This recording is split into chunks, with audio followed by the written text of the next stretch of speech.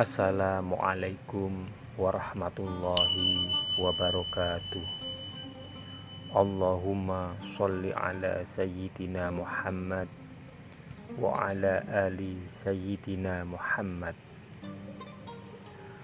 Kemudian kaum muslimin mengepung mereka dengan ketat, yaitu pada hari Sabtu pertengahan bulan Syawal tahun kedua Hijrah. Pengepungan itu berlangsung selama 15 hari sampai awal bulan Dzulqa'dah. Allah timpakan rasa takut ke dalam hati mereka.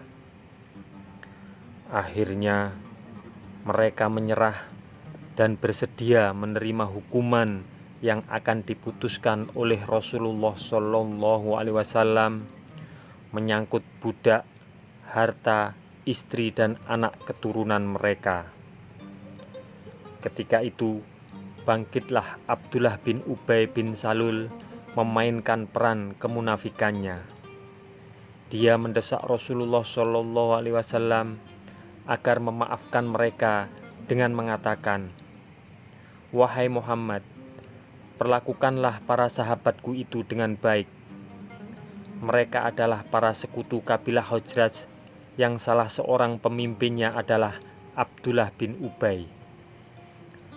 Permintaannya itu tidak ditanggapi oleh Rasulullah SAW. Abdullah bin Ubay mengulang permintaannya, tetapi beliau berpaling darinya sambil memasukkan tangannya ke dalam baju besinya, lalu berkata kepadanya, "Tinggalkan aku." Beliau marah dan wajahnya tampak berubah, lalu berkata lagi, "Celakalah kau, tinggalkan aku."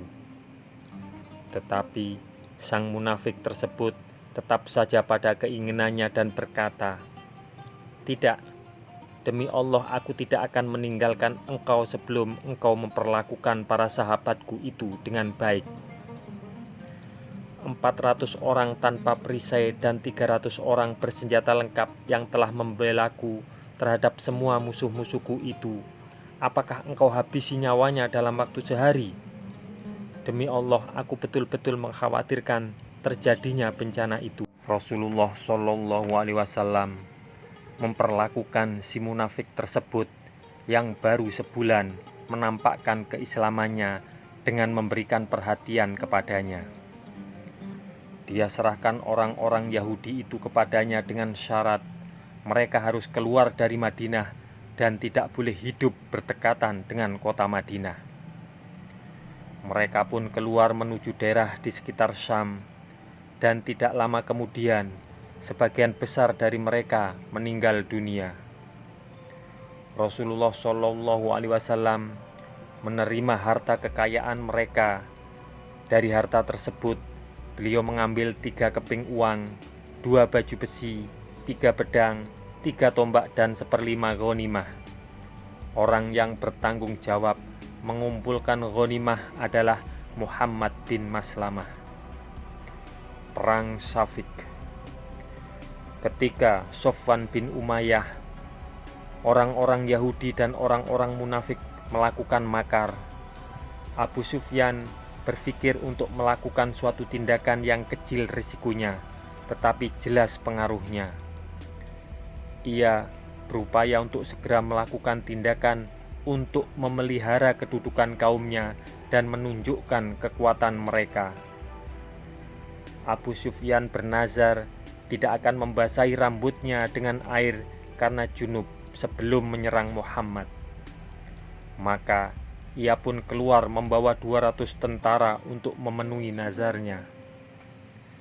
Mereka tiba di suatu terusan yang menghadap ke Gunung Naib. Dari Madinah sekitar 1 barit atau 12 mil.